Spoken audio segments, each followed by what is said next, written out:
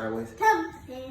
Alright, so we're here dropping off Kaine with his family. Prior time K9, we did puppy imprinting, sit, stay, come, leave it, man command. They have kids, and so it causes him to play out of it, where we're going to use a leash to give him correction, to keep him a boundary control. So we're going to practice with him today here at home. Kaine, come. Come, sit. Good boy. Down. Good boy. Stay. You have kids do instructions. Bed. Bed, come. Bed. Come. Bed. Good boy.